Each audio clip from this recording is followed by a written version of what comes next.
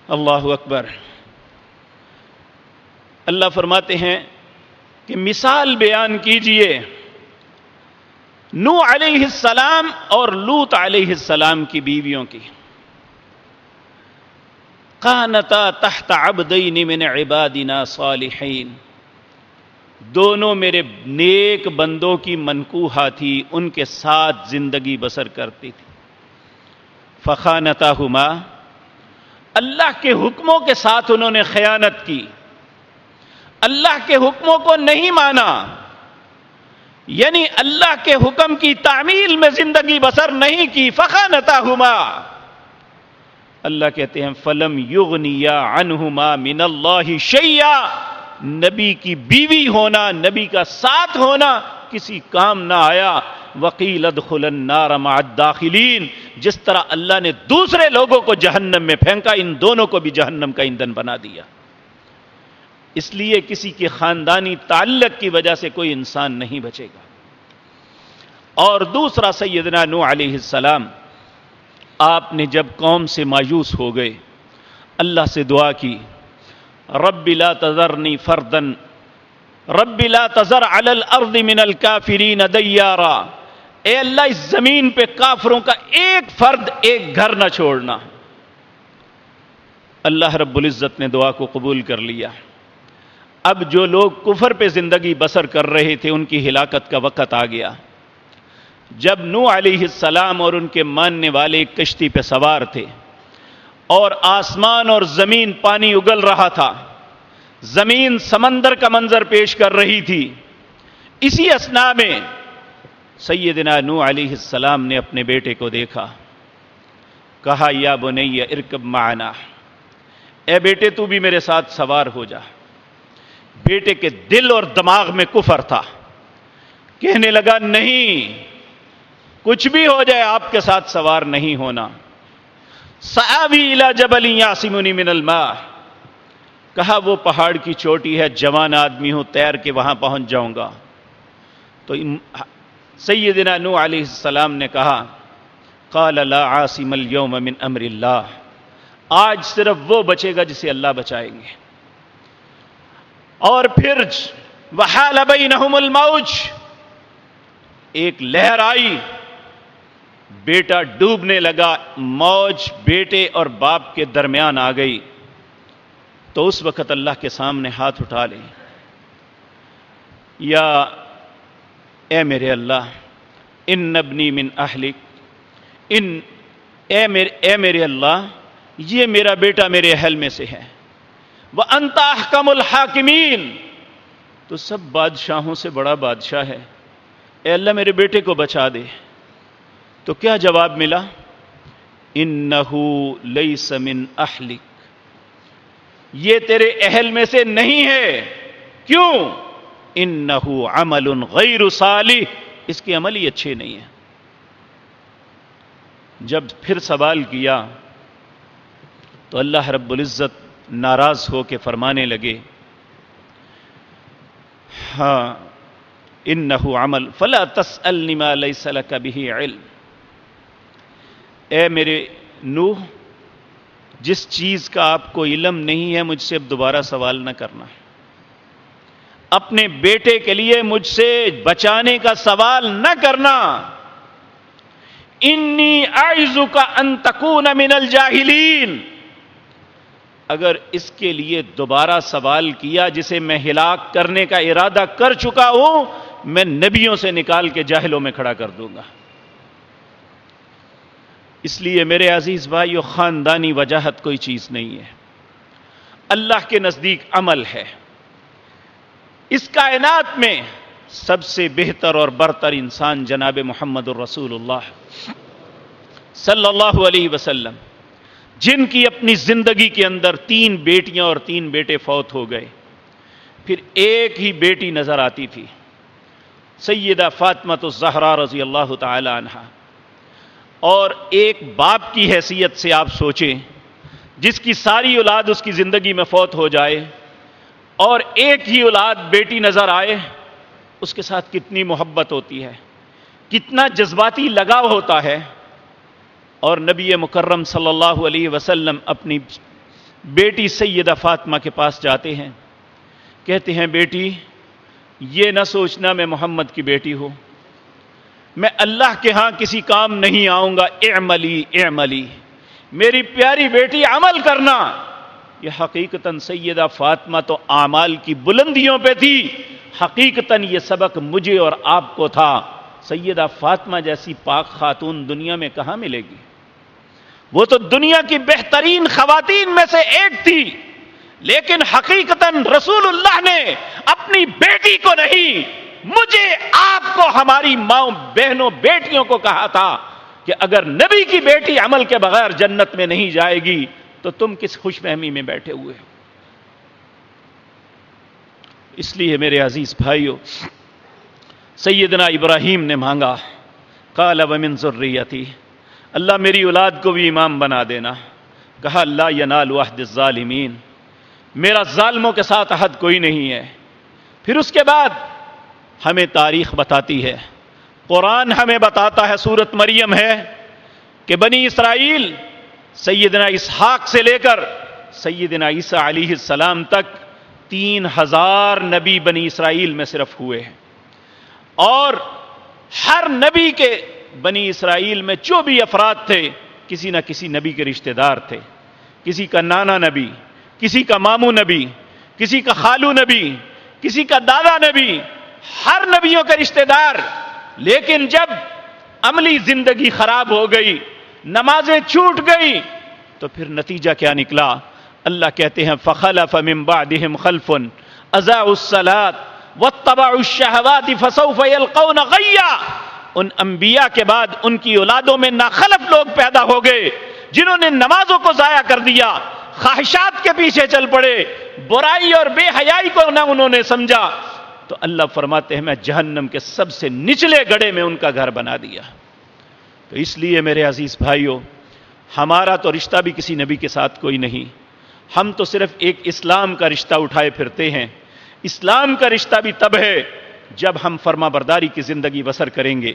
ابراہیم علیہ السلام کی سیرت بھی یہی ہے، جناب محمد الرسول اللہ کا طریقہ بھی یہی ہے کہ ہماری زندگی ان کی سیرت کے مطابق، ان کے طریقے کے مطابق، ان کے حکموں کے مطابق گزرے گی تو ہم اپنے سینے پہ ہاتھ رکھ کے مسلمان کہہ سکتے ہیں، وگرنہ اسلام سے ہمارا کیا تعلق؟ آج بدعملی کی صورت یہ ہے کہ ایک شخص ساری زندگی بھی نماز نہ پڑھے کہتا ہے مسلمان، جبکہ رسول اللہ نے کہا تھا کہ من ترک الصلاۃ متعمدا فقد کفر، جس نے ایک نماز بھی جان بوجھ کے چھوڑی اس نے کفر کیا۔ آپ نے فرمایا جس نے نمازیں نہ پڑھی، بین العبد و بین الکفر ترک الصلاۃ، مسلمان اور کافر کے درمیان فرق یہ ہے کہ مسلمان نماز پڑھتا ہے، کافر نماز نہیں پڑھتا۔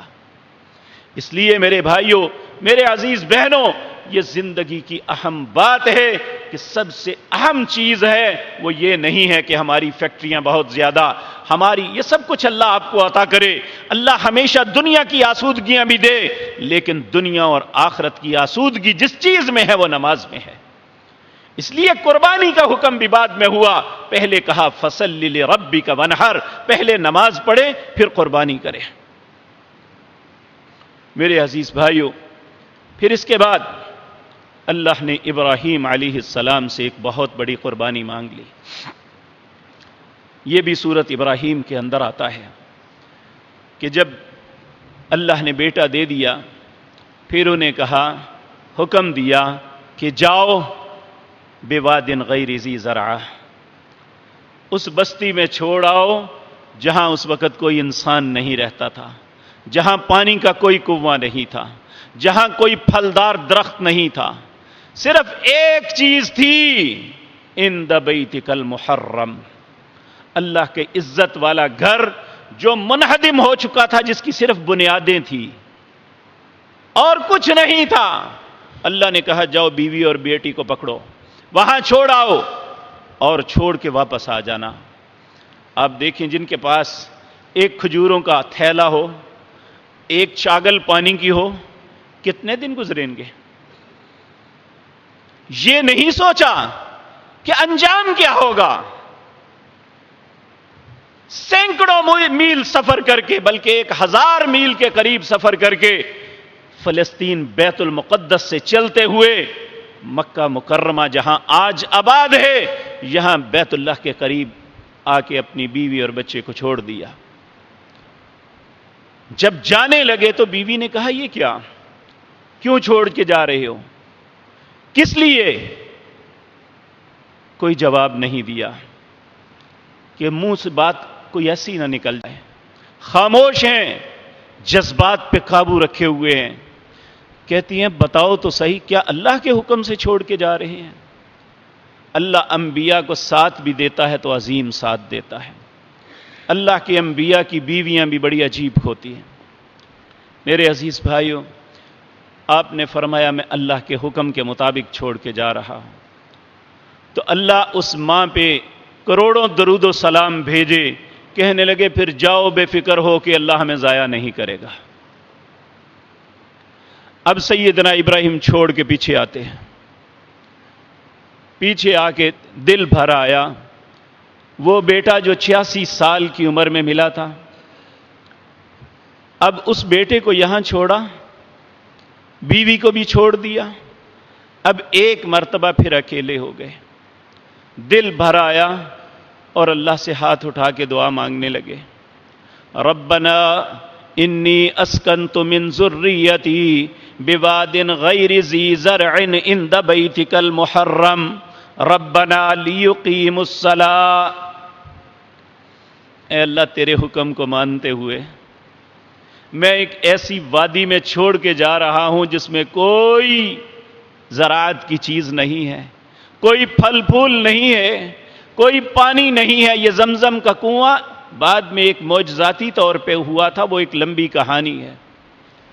تو میرے عزیز بھائیوں، اللہ سے دعا کی، یہاں بھی کہا میں کیوں چھوڑ کے جا رہا ہوں یہاں، انی اسکنت من ذریتی، اے اللہ میں اپنی اولاد کو ایسی جگہ پہ چھوڑ کے جا رہا ہوں، بواد غیر ذی زرع، جو وادی ایسی ہے جس میں کوئی زراعت نہیں ہے، لیکن ایک خوبی ہے، عند بیتک المحرم، اے اللہ تیرے عزت والا گھر ساتھ ضرور ہے، اور میں چاہتا یہ ہوں، چھوڑا اس لیے ہے، ربنا لیقیموا الصلاۃ، اے اللہ میرے بچے نماز پڑھیں یہاں پہ۔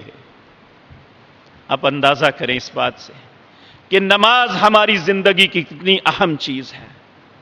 اس لیے اپنی بیوی کو، اپنے بچے کو ایک چھاگل پانی، ایک تھیلا کھجور دے کے چھوڑ دیا ایسی جگہ پہ جہاں کوئی آبادی نہیں، جہاں پانی کا کنواں نہیں، جہاں آنے والے وقتوں میں پھل کی امید نہیں، صرف اس امید پہ کہ عند بیتک المحرم، یہاں تیرا عزت والا گھر ہے، ربنا لیقیموا الصلاۃ، اے اللہ اس لیے چھوڑ کے جا رہا ہوں یہ یہاں نماز پڑھے۔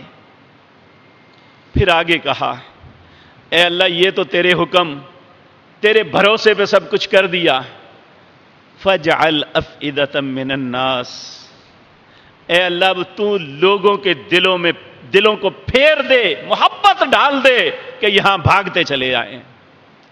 آپ دیکھ لیں، کوئی زندگی میں ایک مرتبہ عمرے پہ گیا ہے یا 1000 مرتبہ گیا ہے، کسی نے زندگی میں ایک حج کیا ہے یا 20 حج کیے ہیں، جب بھی حج یا عمرہ کر کے پلٹتے ہیں پہلے سے زیادہ تڑپ پیدا ہوتی ہے، پھر وہاں جائیں، اور پھر کوئی آج تک کوئی پھل مکے میں پیدا نہیں ہوتا، لیکن آپ پوری دنیا پھر لیں، اتنے پھل کسی دنیا کے ملک میں نہیں ملیں گے جتنے پھل آپ کو مکہ مکرمہ میں ملیں گے۔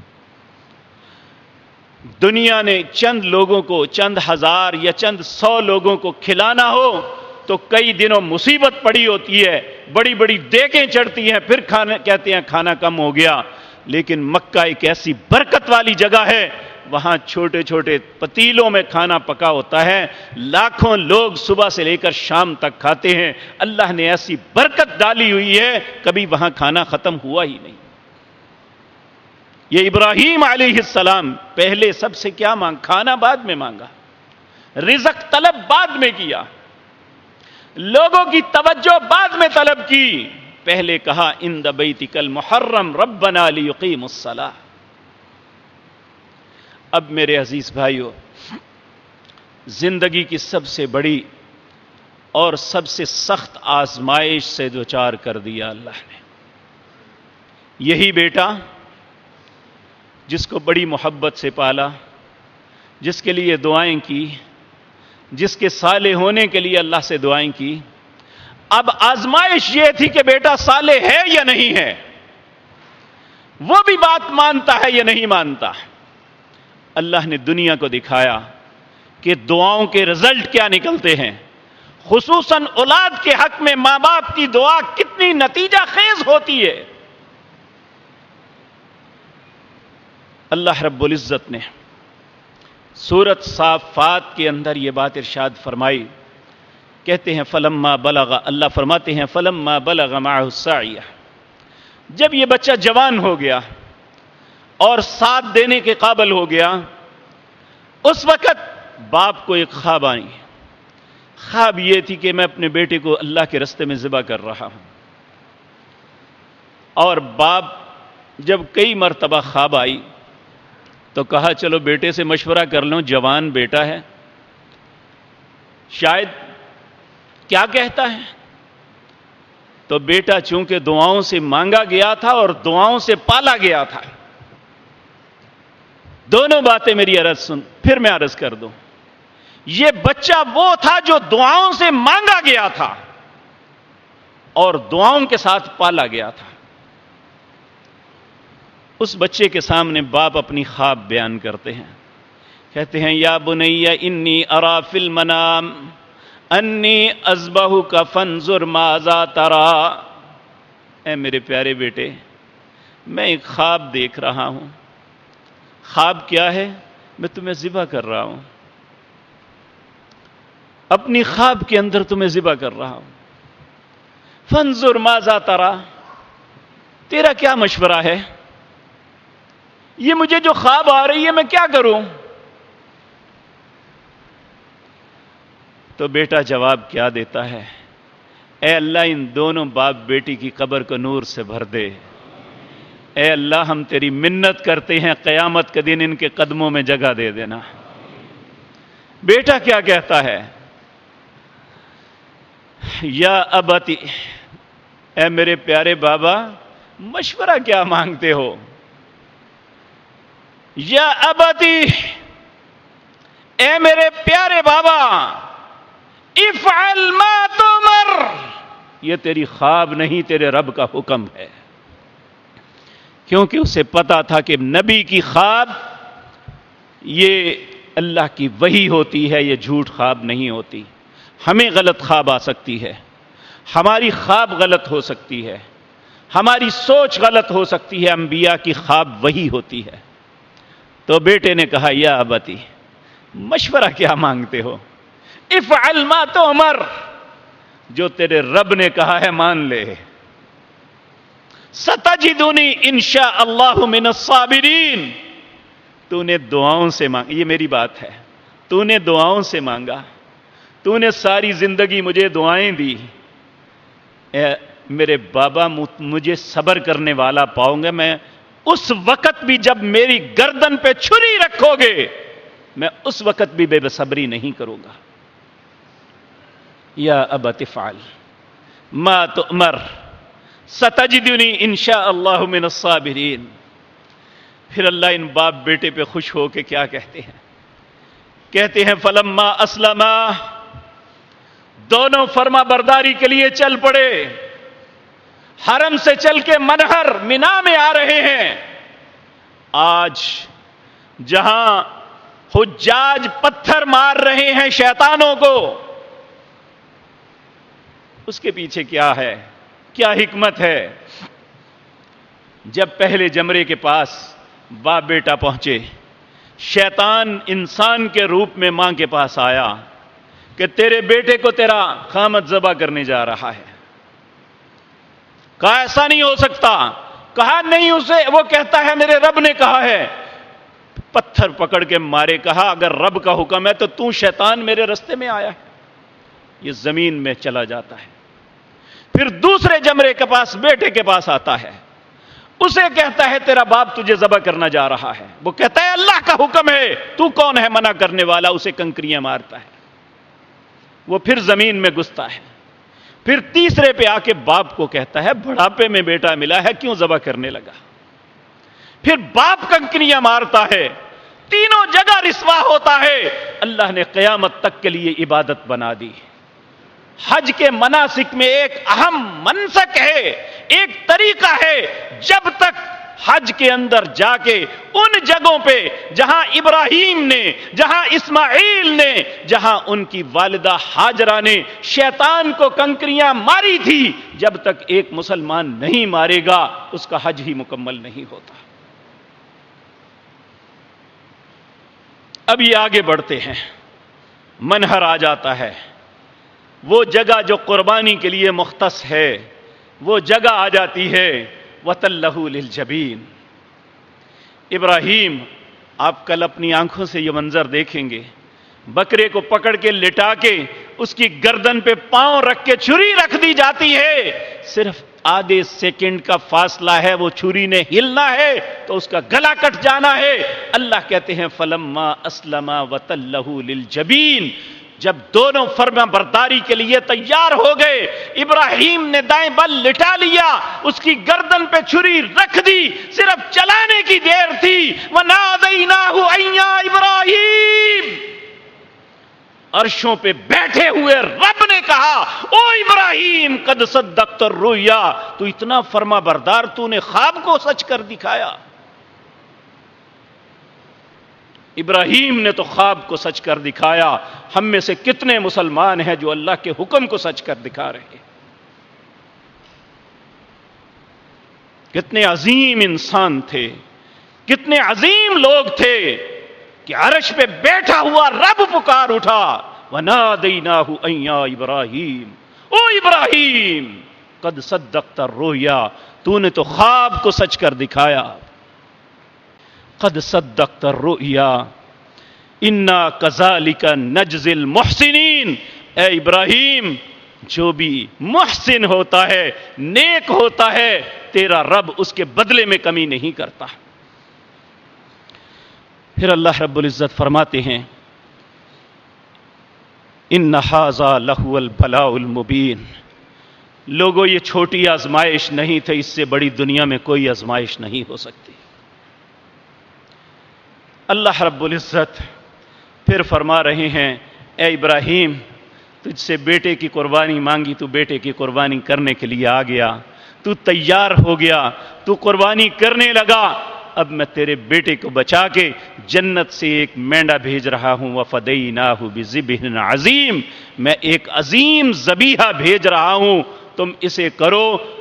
بظاہر تم یہ بکرا، یہ مینڈا ذبح کر رہے ہو، لیکن اللہ کی بارگاہ میں یہ اسی طرح ہوگا جس طرح اپنا بیٹا اللہ کے رستے میں قربان کر دیا۔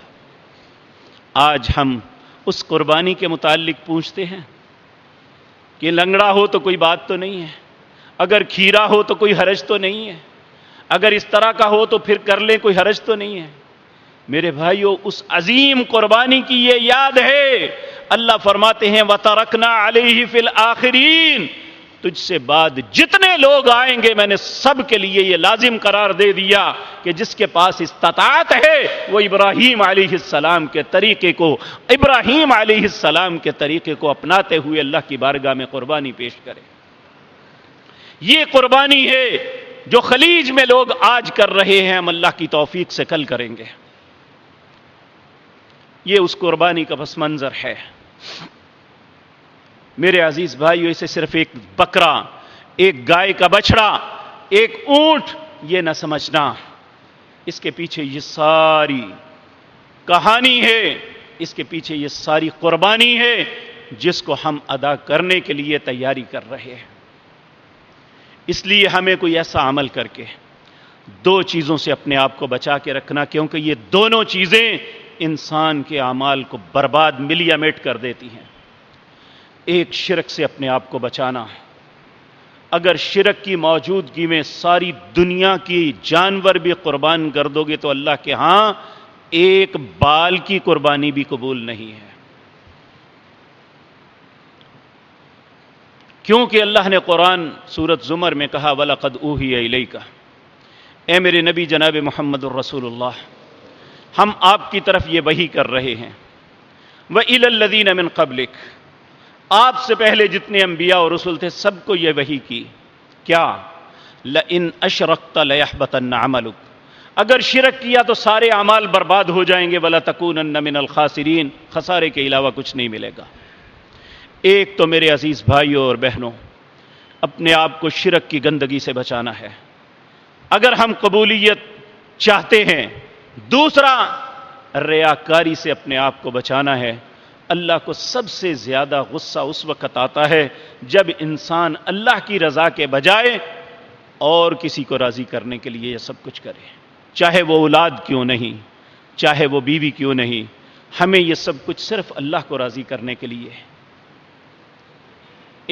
انما نطعمکم لوجہ اللہ، جو کچھ کھانا کھلانا پلانا سب کچھ اللہ کے لیے ہونا چاہیے۔ اللہ ہمیں ایسی ہی توفیق عطا فرمائے۔ جب یہ سب کچھ ہو گیا، اب رب کیا کہہ رہا ہے؟ اس کائنات کا رب، رب العالمین، احکم الحاکمین، ارحم الراحمین، رب الارباب کیا کہتا ہے ابراہیم کو جب سارے امتحان سے گزر گئے، پاس ہو گئے، تو ابراہیم کو رب سلام کرتا ہے، سلام علی ابراہیم، ابراہیم تیرا رب تمہیں سلام کرتا ہے۔ تو میرے عزیز بھائیوں، یاد رکھیں، اگر ہماری زندگی بھی اچھی گزری، ہم نے بھی اللہ کی اطاعت اور فرما برداری میں گزاری، تو کون کون ہمیں سلام کرے گا؟ یہ آخری دو باتیں عرض کر کے ختم کرتا ہوں۔ جب انسان کی موت کا وقت آتا ہے، اس کی زندگی کا سب سے سخت وقت ہوتا ہے، اور ملک الموت جو انسان کی جان کو نکالنے کے لیے آتا ہے، اگر وہ انسان اچھا ہے تو اس کے لیے کیا کہتا ہے؟ آتے ہی کہتا ہے السلام علیک یا عبد اللہ، اے اللہ کے بندے میں تمہیں سلام کرتا ہوں۔ پھر اسے کہتا ہے ایھا الروح الطیب کنت فی جسد الطیب اخرجی الی ربک ان ربک علیک راس، اے پاکیزہ روح، جس جسم میں تو تھی وہ بھی بڑا پاک تھا، اب نکل، تیرے رب نے تجھے بلایا ہے، تیرا رب تجھ پہ بڑا راضی ہے۔ جب انسان اپنے اعمال، اپنے سارا حساب و کتاب دے کے جب جنت کے دروازے میں جائے گا، اللہ رب العزت سورۃ زمر میں بیان کرتے ہیں وَسِيقَ الَّذِينَ اتَّقَوْا رَبَّهُمْ إِلَى الْجَنَّةِ زُمَرًا حَتَّى إِذَا جَاءُوهَا فُتِحَتْ أَبْوَابُهَا وَقَالَ لَهُمْ خَزَنَتُهَا سَلَامٌ عَلَيْكُمْ طِبْتُمْ فَادْخُلُوهَا خَالِدِينَ۔ اللہ فرماتے ہیں یہ اچھے لوگ، اللہ ان اچھوں میں ہمیں بھی شامل فرما لے۔ وَسِيقَ الَّذِينَ اتَّقَوْا رَبَّهُمْ، جب ان لوگوں کو جمع کیا جائے گا جن کے دل میں اپنے رب کا تقویٰ تھا، جو اپنے رب سے ڈرتے تھے، وَسِيقَ الَّذِينَ اتَّقَوْا رَبَّهُمْ إِلَى الْجَنَّةِ زُمَرًا، انہیں گروہوں کے گروہ بنا کے جنت کی طرف لے جایا جائے گا۔